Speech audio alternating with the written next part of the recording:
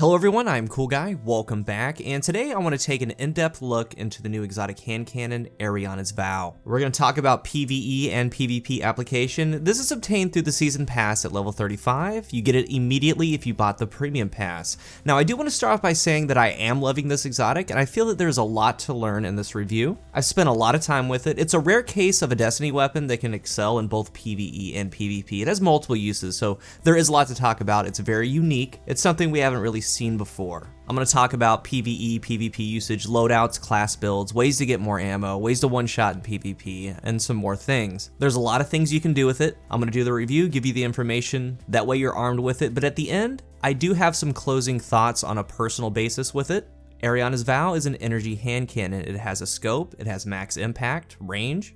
It shoots at 90 RPM. It has 6 rounds in the magazine, and in PvE, it holds a total of 30 rounds. It also has a catalyst that's unlocked through the quest given by the gunsmith. If you're working on the catalyst, Gambit Prime gives you the most percentage at 2% when you have both the catalyst boosts from the pass. What the catalyst does is it increases the magazine to 9 from 6. It also gives you auto-loading holster. It is a perfect catalyst for how you want to use it.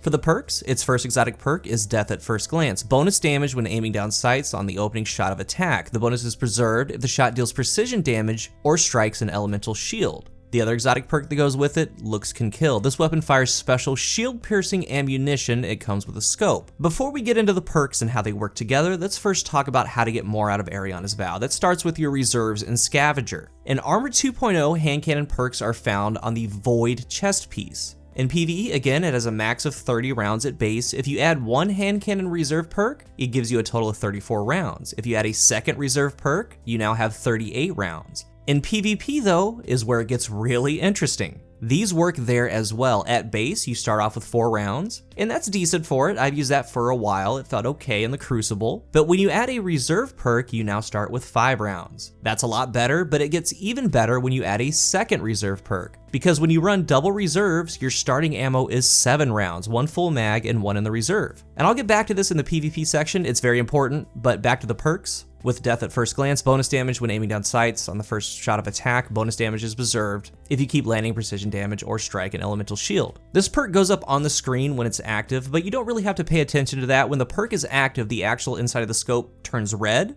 It has 2 lines next to your center dot reticle as well, so when it's red, you get the bonus damage. When it's not there, you don't. It has 2 damage profiles with the perk active for a precision shot that can keep chaining over and over as long as you're landing them. It also has bonus damage on a body shot if you do have First Glance active. But after you hit that body shot, the perk goes away. The second profile is going to be without the perk active, you're hitting headshots and body shots. So with the perk active to these miners in the Sloth sector, I'm at 910 light when I did this. The bonus damage with the perk active, it does 10,298 to the head, 6,425 to the body. Without the perk active, it does 7,775 to the head, and a body shot is 4,851. Moving to the Lost Sector boss with a perk active, it does 7,237 to the head, 4,515 to the body.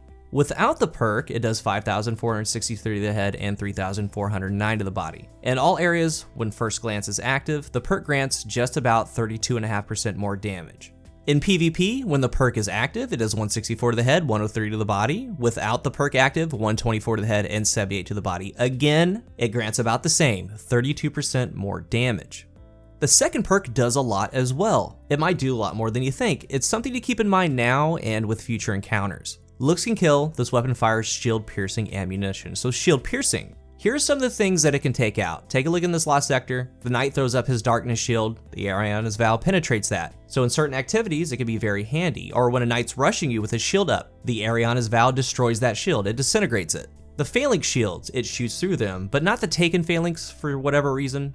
Hydra Shields, the ones that rotate. You can shoot through them and land your critical shots, keep the perk active. The Hobgoblins that go red and turn immune after you hit them. It shoots through that to take them down. It works against anti-barrier champions to take away that red shield.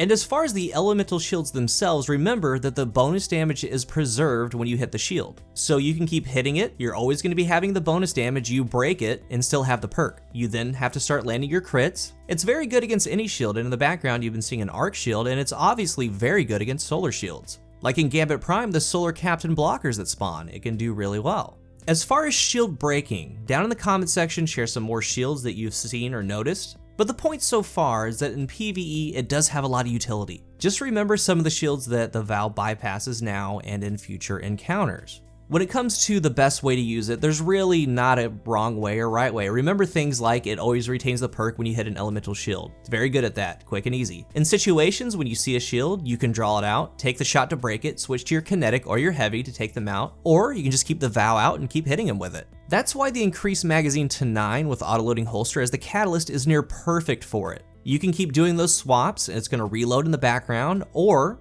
you can pull it out and have 9 rounds to keep doing damage. You then just stow it, it auto reloads in the background. It's near perfect. So it does have a lot of use in PvE. It does take up an exotic slot, and just like every single weapon in Destiny, it has a place. It has a place with certain enemy types, certain encounters now and into the future. Moving on to PvP, for me personally, it's getting up there as one of my favorite weapons to use in the game, and you would think that it's kind of a novelty. It isn't.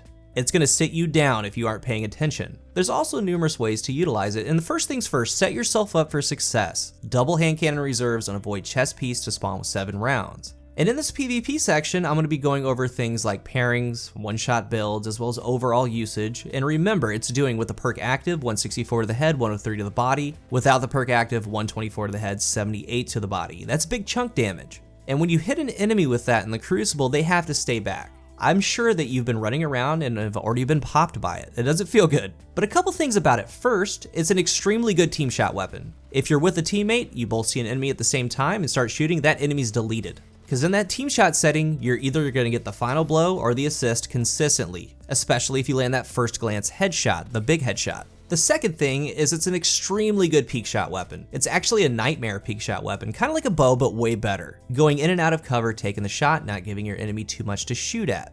So when using it, there's really no wrong way. It's a very good primer and finisher though, meaning that you can hit them with the chunk damage, switch to your kinetic and finish them off, or you can get them low, switch to the Vow and clean them up with it. With that being said, that isn't to say that you can't main it if you have the ammo, because it does 2-shot. Different maps have different lanes, different engagement distances. It holds its own in pretty much every single engagement distance, long and short. Like you saw with the peak shooting, it holds its own. Even if you're only able to land 1 shot on them, that might make them take cover and you can advance and approach on them. And since you're using the Vow, more than likely, it's going to be your CQC weapon. And even if you land a body shot on them as they're rushing in, with the perk it does 103, so you follow that right up with the melee.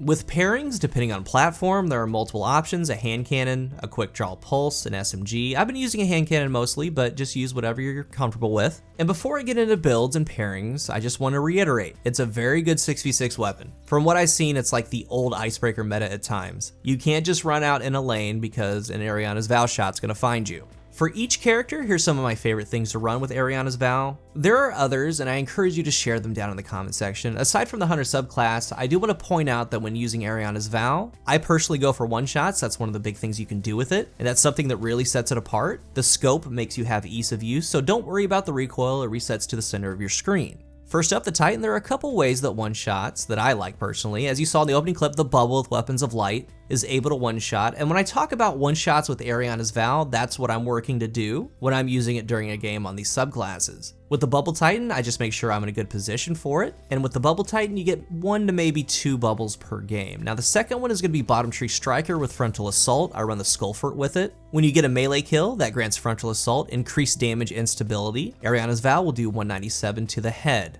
And when you get that melee, the Skullfort is going to refresh that melee charge, so you can keep doing it over and over. It's a very aggressive build for it. You can have a really good uptime if you keep those melees going. And out of nowhere, you can just turn on someone and do some pretty amazing things. You have a full timer of Frontal Assault to run around to search for your enemies, and that's going to happen as much as you, the user, can make it happen. And another thing is going to be that when you get a kill with the melee, you're also getting health regen. I find it to be one of the better options to use with Eriana's Vow if you go for the melees. Moving on to the Warlock, I still have some more things to test, but the Empowering Rift does 197 as well. As you're seeing, the Sanguine Alchemy comes into play on the middle tree. You can put a rift down in a choke point. The exotic is going to show where enemies are coming from. It's very, very strong. Oh, and by the way, you can pull Armor 2.0 from the collections. The Alchemy is a void chest piece. You can then put on the double hand cannon reserves to start off with 7 rounds. Not to mention, when you're done, since you're on middle tree, you throw down the heal grenade, you get your energy back, you can go and do it again. Very good uptime. And after all that's said and done, you can then pop your super. You can pop the well down, start one-shotting people. It's a very strong combination with the Alchemy. You're gonna have lots of opportunities.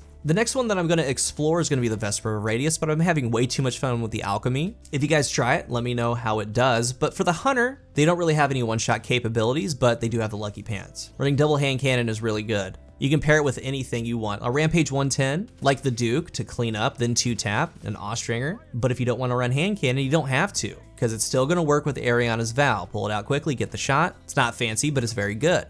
There really isn't a wrong way to use it in the Crucible. It does such good chunk damage in a team setting. You can do that if you want. You can go for a 2-shot if you want. You can use it as a primer. You can use it as a finisher. When the situation comes up, you can do what you have to. Very strong PvP weapon. So in conclusion, very rarely does a weapon in Destiny transfer from PvE to PvP, PvP to PvE, and when they do, it's a special weapon. The Eriana's Vow is in that category, at least from what I've seen. Keep in mind, the big encounters are always going to have their weapons, such as the raid with Izanagi and like Wendigo. So when you think about encounters, especially pinnacle encounters, there's always going to be a top tier loadout, and the Eriana's Vow and many other great weapons aren't even considered because you need to do damage. So I don't knock it too much for that, but at the end here, I do have some personal things to say about it. The one-shot potential possibly may be a little bit too strong. Also, the ability to run double hand cannon reserve to spawn with 7 rounds may be too strong as well. I think they need to look into that because it's a pocket sniper. That's a lot of rounds. I do believe Eriana's Vow will be seen in the Crucible, whether it by those who are going for one-shots, those who want to complete the Catalyst, those that want to use it in a team shot setting, those that have fun with it. I think it's going to stick around as the seasons go on. I don't think it's going away. I know for sure until they change it, I'm going to be using it heavily, even without the one-shot capabilities. Even on, let's say, a Hunter with Lucky Pants, because it's still elite.